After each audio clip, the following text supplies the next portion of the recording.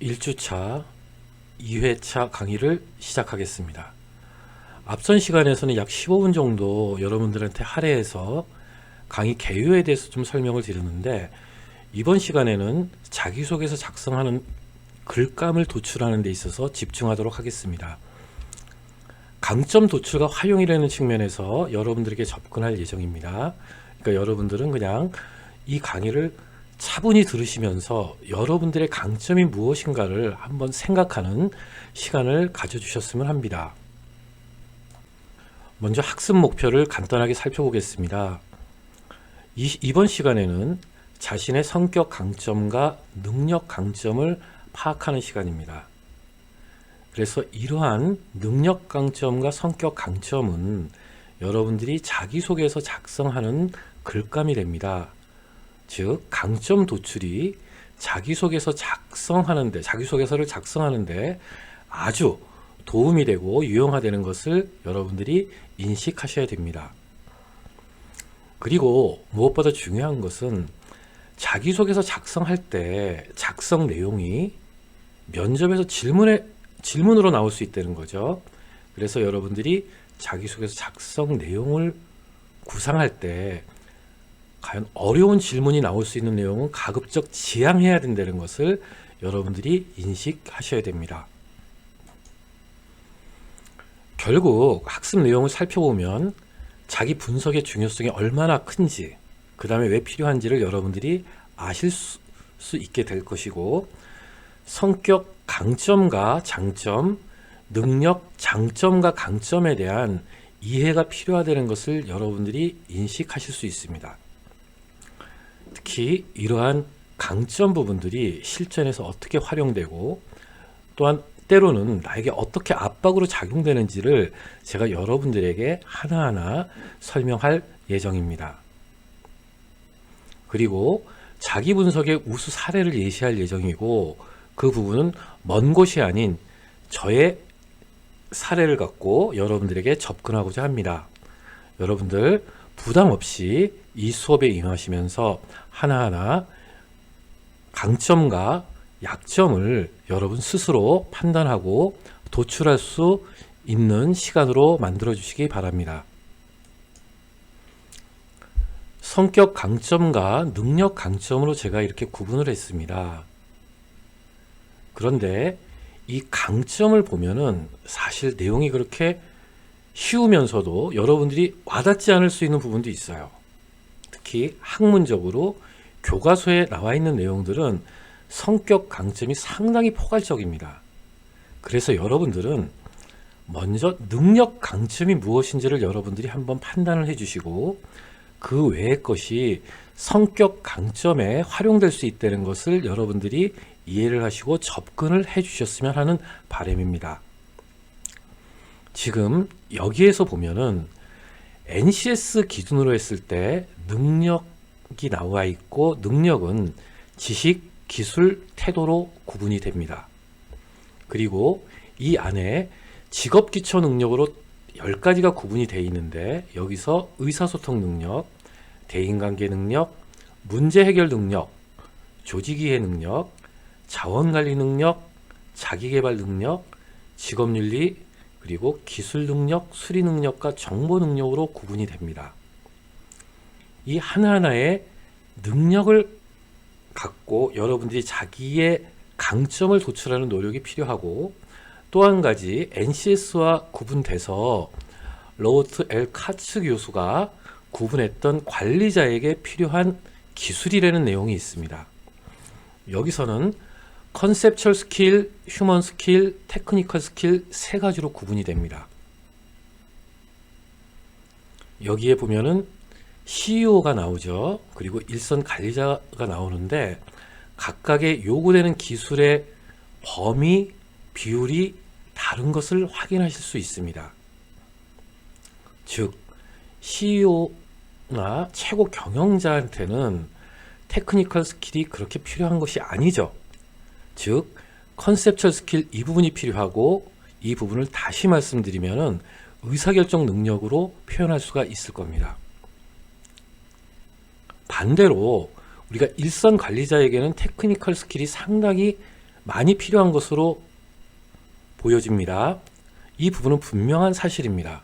특히 신입사원이거나 또 지원하는 사람들이 있어서는 테크니컬 스킬을 무엇보다 많이 평가를 합니다. 이 부분이 성적으로 나올 수도 있고 영어 성적으로 표현될 수도 있습니다. 특히 기업이 대규모일수록 이 부분은 명확하게 제시되는 것이 사실입니다. 하지만 공공 부분에서는 블라인드 채용과 합동 채용으로 이루어지고 능력 중심 채용이 되기 때문에 학점이나 영어 성적이 판단되지 않고 서류 전형에 통과되는 경우가 많습니다. 그 부분은 제가 다른 수업 시간에서 좀 더 구체적으로 설명을 드릴 예정입니다. 자, 여러분들 테크니컬 스킬 분야에 여러분들이 해당되는 강점은 무엇이 있을까 한번 고민을 해주시기 바랍니다.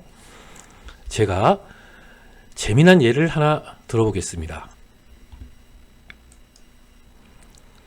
지금 우리나라와 더불어서 이태리라는 나라에서 많은 코로나19에 대한 확진자가 발생되고 있죠. 그리고 여러분 이태리 하면 또 어떤 부분이 생각이 나십니까?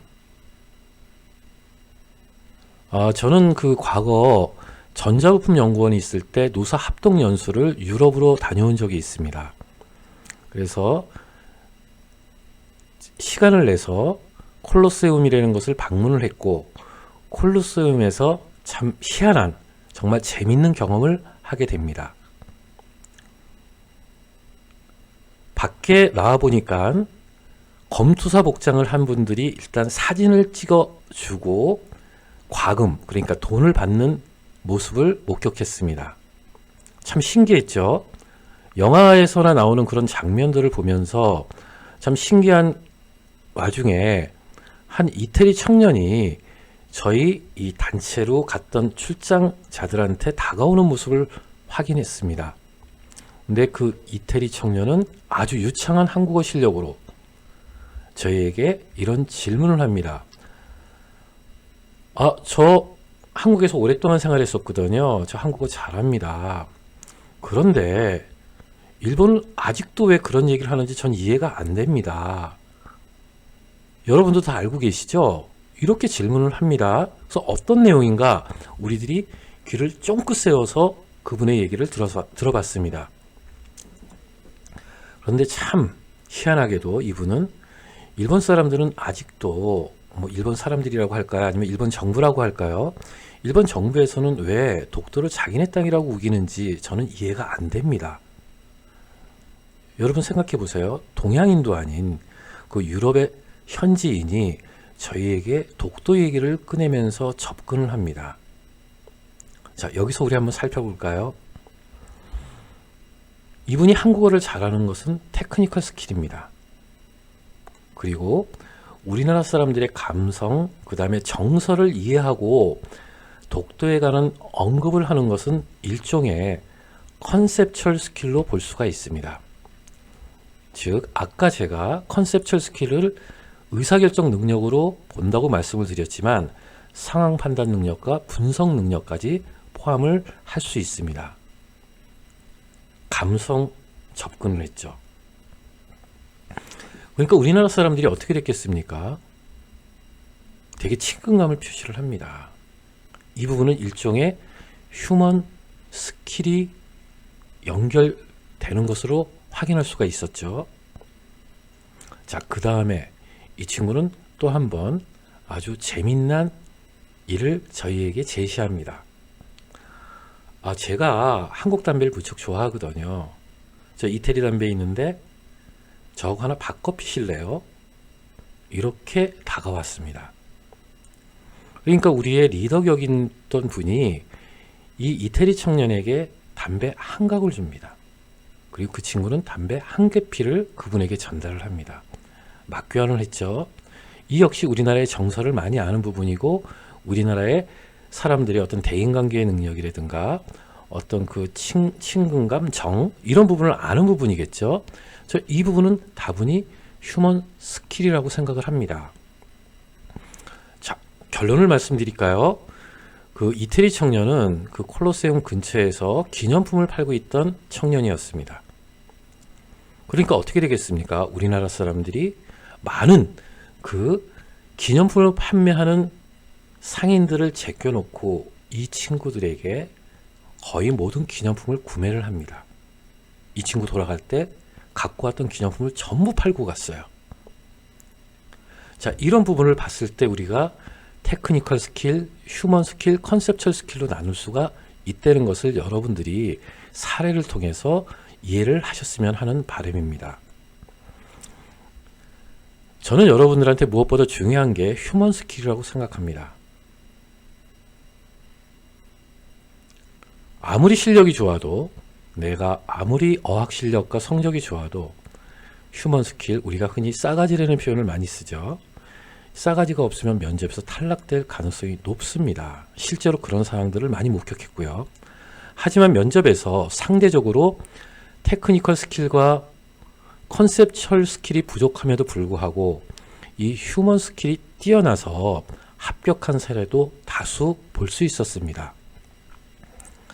그래서 제가 여러분들한테 수업 시간 내내 조직 능력이라든가 이런 대인관계 능력을 많이 강조를 할 거예요. 그 역시 자기소개서 작성할 때 있어서도 이 내용이 포함될 수 있도록 제가 노력을 할 겁니다. 직업기초 능력, 여기에 나와 있는 NCS상의 직업기초 능력과 그 다음에 일반 능력, 그 다음에 로버트 L. 카츠 교수의 컨셉츄얼 스킬, 휴먼 스킬, 테크니컬 스킬, 즉 관리자에게 필요한 스킬, 기술, 이 부분을 통합해서 여러분들은 성격 강점과 능력 강점으로 구분해서 여러분들의 모습, 여러분들을 분석해 주셨으면 합니다. 자, 여기에 있는 자료는 한국고용정보원에서 발간된 캐플러스 워크북에 나와 있는 성격 강점을 예시한 겁니다. 여러분들이 성격 강점에 나와 있는 내용들을 보면은 공감하시는 부분도 있겠지만 이거는 성격 강점이 아니고 능력 강점 아닌가, 이렇게 판단되는 내용도 있을 겁니다. 그래서 저는 여러분들이 이 성격 강점의 전체적인 내용을 한번 보시고, 그리고 여러분들이 생각하시는 여러분들의 성격 강점이 무엇인지를 별도로 한번 요약하는 그런 노력이 필요하다고 말씀드리고 싶습니다. 예를 들어서 여기서 예술적인 부분이 과연 성격 강점이냐, 저는 예술적인 부분은 사실 기술적인 능력이라고 전 보고 있습니다. 그런 것처럼 여러분들의 관점에 따라서 성격 강점으로 구분 못할 부분들이 분명히 나타나고 있습니다. 이런 부분 너무 고민하지 마시고 과감하게 여러분들의 생각을 도출해 주시고 여러분들의 성격 강점을 도출해서 기록을 해 주시면 됩니다. 제가 성격 강점에 대해서 활용한 사례를 보여드리고 있습니다. 자, 성격 강점을 저는 호기심이 되는 내용을 도출을 했고, 이 부분이 이 사례에 제가 제시를 했는데 어떤 부분을 개선하면 어떤 효과가 있을까 해서 시작해 어떤 부분을 제안해 학교 경진대에서 입상했습니다 라고 여러분들은 사례를 도출하시면 가장 베스트가 됩니다. 그러면 이런 호기심을 지원 분야에서는 어떻게 활용할 것인가를 한번 생각해 보시는 거죠. 즉 지원 분야와의 연관성을 놓고 봤을 때 크게 입학 시 활용할 때는 입학 후 새로운 창업 아이템으로 개발하고 특허를 출원하겠다. 또 취업 시에는 입사 후 현장에서 공정 개선을 할 수 있는 관심과 의지로 표현할 수 있을 겁니다. 이렇게 여러분들의 성격 강점을 여기에서는 하나만 예시했지만 한 3개 정도를 여러분들이 도출해서 이것을 작성해 놓으면은 나중에 자기소개서 작성하는데 아주 유용하게 활용할 수 있습니다. 여러분들이 그런 노력을 이 수업 시간을 통해 꼭 해주시기 바랍니다. 자, 이번 시간은 능력 강점에 대한 예시 내용을 보여주고 있습니다. 그리고 여러분들이 여기서 또 도출을 하셔야 되겠죠. 우리가 글쓰기 능력은 의사소통 능력입니다. 직업기초 능력의 의사소통 능력에 해당이 되는 거고, 말하는 능력도 역시 의사소통 능력입니다. 그래서 말하고 글쓰기는 기술적 능력이라고 볼 수 있는 부분이겠죠. 즉 능력 강점에 해당이 됩니다. 여기서 글쓰기 나와 있죠. 자, 창의력도 한편으로는 컨셉츄얼 스킬로 볼 수 있지만 이것도 테크니컬 스킬로 볼 수 있습니다. 그래서 여기서 많은 내용들이 능력 강점을 예시하고 있고, 로버트 L. 카츠 교수가 얘기했던 테크니컬 스킬에 해당되는 내용들이 상당히 많이 포함돼서 제시되고 있습니다. 그래서 여러분들이 이 내용을 보시고 마찬가지로 능력 강점을 하나, 두 개씩 그리고 세 개씩 뽑으셔갖고 다다익선입니다. 그것을 도출해서 여러분들이 기록해 놓으시면 능력 강점에 대한 어떤 서술을 할 때 아주 훌륭한 글감이 됩니다. 꼭 기억을 하시고 여러분들이 그런 노력을 경주해 주시기 바랍니다. 자, 여기서 저는 능력 강점 예시를 했는데 협상 능력이라는 표현을 썼습니다. 협상 능력은 어떻게 넓게는 컨셉츄얼 스킬에도 해당이 될 수 있습니다. 그러나 제가 여러분들이 이것을 하나하나 완벽하게 컨셉츄얼 스킬, 휴먼 스킬, 그리고 테크니컬 스킬로 구분하는 것보다는 하나의 그냥 능력 강점으로 예시를 통해서 여러분들이 단순화해서 접근하시는 것이 훨씬 편하고 쉽다는 것을 인식하시고 여러분들이 쉽게 이 내용을 한번 살펴보셨으면 하는 바람입니다. 자, 제가 협상 능력, 그 다음에 가로치고 조정 능력이라고 했습니다.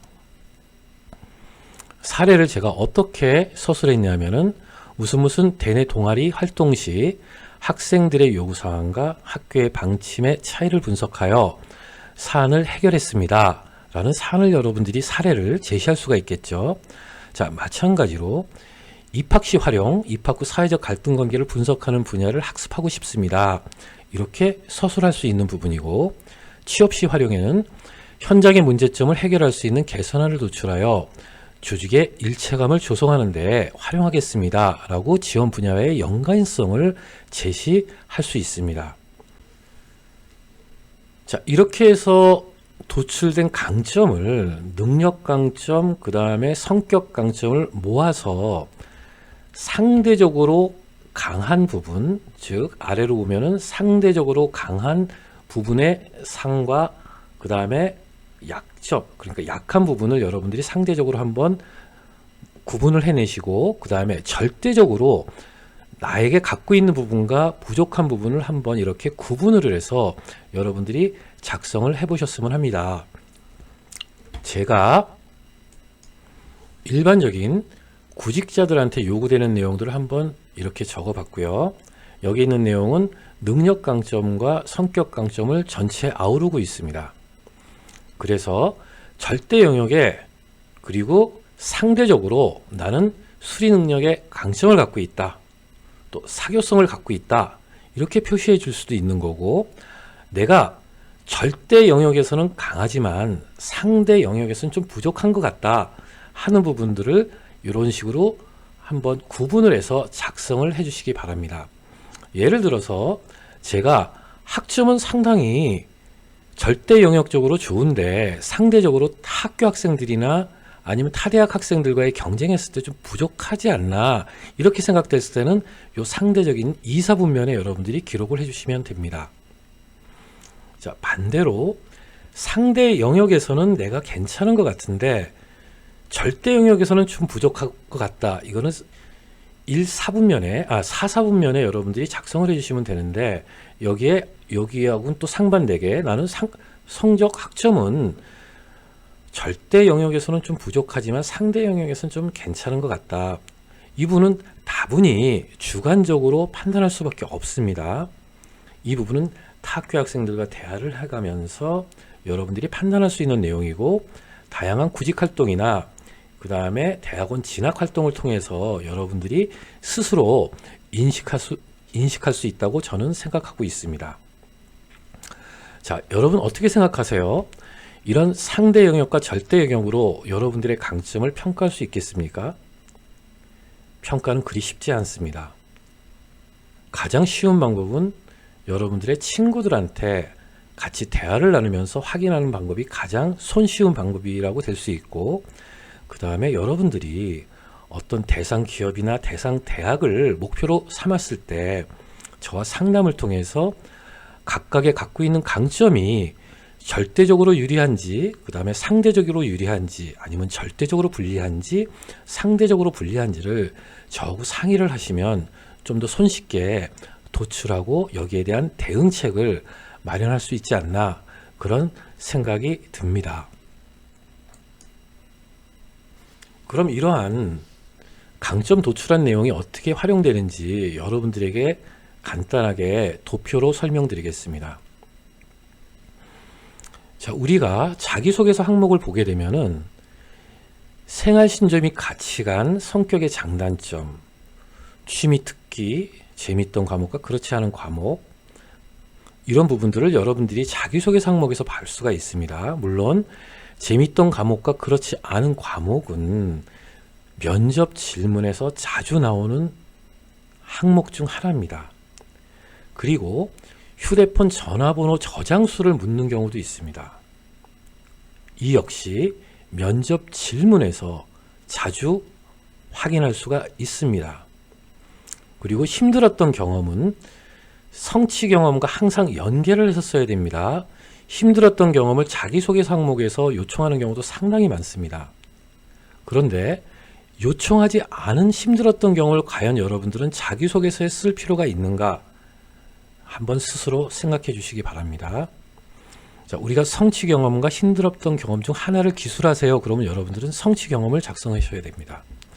그리고 만약에 힘들었던 경험을 작성 요구를 받았을 때는 반드시 그 부분은 보람과 연계가 돼야 됩니다. 보람이 없는 힘들었던 경험은 실수에 국한돼서 서술됩니다. 치명적으로 작용될 수 있기 때문에 여러분들이 힘들었던 경험을 스스로 작성하는 것은 바보스럽다라고 저는 여러분들한테 제안을 드리고 말씀을 드리고 싶습니다. 그리고 자주 나오죠. 동아리 활동 경험, 대외 활동 경험은 묶어서 나오는 경우 상당히 있는데 자기소개서 항목에서 많이 요구되고 있습니다. 단체 가입 및 대외 활동은 주로 어떤 부분에서 활용이 되죠? 지원서 항목에 많이 활용이 됩니다. 자기소개서에는 요청되지 않지만 단체 가입 및 대외 활동 경험을 요청을 받는 경우가 있는데 이 부분은 지원서 항목에서 통상적으로 이루어진다는 것을 여러분들이 인식하시기 바랍니다. 제가 이 6개 항목을 과거와 현재로 구분해서 설명을 드렸고, 미래 부분은 이루고 싶은 꿈, 그 다음에 5년, 10년 후 목표, 또한 학업 계획, 지원 동기는 현재에 해당이 되겠지만 입사 후 포부 부분은 분명히 미래에 대한 사항을 요구하고 있는 겁니다. 그래서 여러분들의 강점 내용이 이렇게 활용될 수 있다는 것을 여러분들이 확인하셔야 되고, 이 부분을 항상 유념해서 자기소개서 작성 시 그리고 면접 시 여러분들이 그 내용을 활용하셔야 됩니다. 자, 우측에 보면은 제가 강점 사항을 요약해 놨는데요. 성격, 활동성 성격, 그리고 활동성과 대인관계, 그 다음에 능력 수준, 관계와 성격을 또 묶었죠. 활동성과 성향, 희망, 목표, 그 다음에 연관성, 이런 부분들을 제가 나열을 했습니다. 그리고 선택한 부분들에 대한 준비도가 어떻게 됐는지도 여러분들이 고려를 하셔야 됩니다. 자, 제가 만약에 수리 능력이 좀 부족한데 내가 지원한 직무가 수리 능력이 요구된다 하면은 여러분들이 그 부분에 대해서는 약점이 될 수가 있다고 생각합니다. 반대로 수리 능력과 전혀 상관없는 부분을 여러분들이 지원한다 그러면은 여러분들의 이 부분은 약점이 되지 않겠죠. 이렇게 여러분들이 능력 강점과 성격 강점을 활용해서 지원 분야의 연관성, 그 다음에 이 준비도 등을 여러분들이 스스로 판단을 해 주시기 바랍니다. 자, 이거는 비전과 미션에 대해서 제가 한번 요약을 해봤습니다. 저에 대한 사례고, 저 역시 이런 비전을 갖고 항상 생활하고자 노력합니다. 물론 항상 실천할 수는 없겠지만 제 지향점이기도 합니다. 근데 제가 여기서 자기분석 우수 사례라고 예시를 한 이유가 되게 유용하기 때문입니다. 여러분들께서 이런 비전과 미션, 코어 밸류 이런 부분을 요약해 놓으시면은 여러분들의 가치관과 성격의 어떤 강점을 우리가 은연중에 제시할 수 있고 이 안에 포함될 수가 있습니다. 저는 항상 이 부분을 유념해서 작성하고 때로는 일정 기간을 거쳐서 수정하면서 사용을 하고 있습니다. 제 비전을 말씀을 드리면 나눔과 실천, 조직에 기여하는 사람, 경험에 지식합니다. 물론 30여 년간 직장생활과 사회생활을 하면서 형성된 하나의 가치관으로 볼 수도 있습니다. 저는 비전은 여러분들의 가치관과도 일치된다고 볼 수 있는데 단어적으로 구분하지 말고 여러분들이 비전이 뭡니까? 여러분들의 가치관이 뭡니까? 했을 때 여러분들은 제가 예시한 것과 같이 나눔과 실천입니다. 조직에 기여하는 사람입니다. 경험을 지식하는 사람입니다. 라고 여러분들은 설명할 수 있어야 됩니다.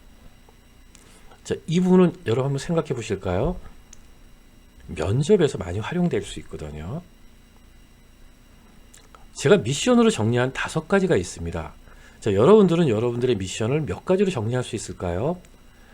하나의 비전과 가치관은 지향점이라고 그러면 미션은 쉽게 그냥 실천 덕목이라고 여러분 생각하셔도 좋습니다. 저는 그렇게 구분해서 비전과 미션을 구분해내고 있습니다.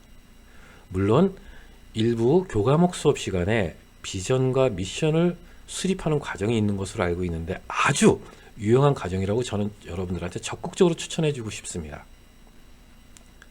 근데 이런 부분도 제가 어떤 전문가의 활동 사항을 보면은 한 16시간을 통해서 이 부분을 도출하는 것을 봤는데 시간이 부족하기 때문에 여러분들은 제가 작성한 내용을 보시고 여러분들이 여러분들에 맞게끔 한번 수정하는 작업을 통해서 시간을 단축해 주시기 바랍니다.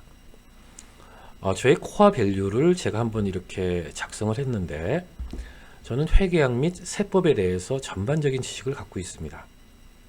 그리고 총무인사실에 근무하면서는 노동법, 그 다음에 회사 조직 전체에 대한 이해와 실전 경험을 이해할 수 있었고 경영기획 분야에서는 교육시장 환경분석과 그 다음에 STP 이해와 실전 경험을 할 수 있었습니다.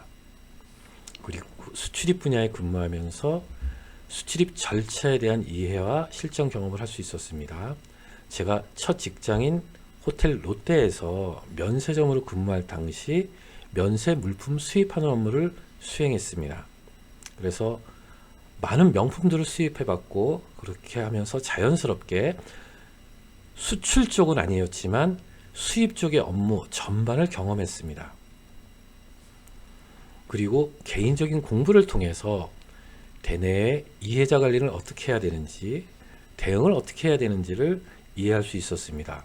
이것은 일종의 고객 관리, 회계 감사 분야에서도 많이 활용되고 있기 때문에 여러분들 스스로도 여러분들이 갖고 있는 코어 밸류를 한번 작성을 해 주시기 바라고, 만약에 현재 여러분들 현 시점에서 코어 밸류를 작성하시기가 어렵다 그러면 졸업 후까지 얼마 남지 않은 기간에 내가 어떤 부분을 보완해야 될 것인가를 이 항목에 작성을 해 주셔도 저는 무관하다고 생각합니다. 자, 우리 현재 4학년입니다. 4학년이 완성된 것이 가장 바람직스럽지만 현재 본인의 강점과 약점을 인식하시고 어떤 부분을 보완하실 것인지를 생각하는 것도 이번 수업 시간에 아주 하나의 중요한 항목이라는 것을 여러분들이 인식하고 같이 함께 코어 밸류 그리고 여러분들의 강점을 도출하시는 노력을 해 주셨으면 합니다. 자, 앞으로 많은 수업을 하면서 여러분들에게 여러 가지 사항을 제시하고 같이 도출하는 시간을 갖는 모습을 보여드릴 겁니다. 이 부분의 전제는 여러분들의 참여입니다. 제가 하는 이 수업 자체가 어떤 높은 지식이나 기술을 요하지 않습니다. 여러분들의 관심이 가장 중요하다는 거, 그 다음에 여러분들의 참석 의지가 두 번째로 중요하다는 거 여러분들의 말씀드리면서 1주차에 1회차 강의, 2회차 강의를 종료하도록 하겠습니다. 다음 시간에 새로운 주제를 갖고 여러분들과 만나 뵙도록 하겠습니다. 감사합니다.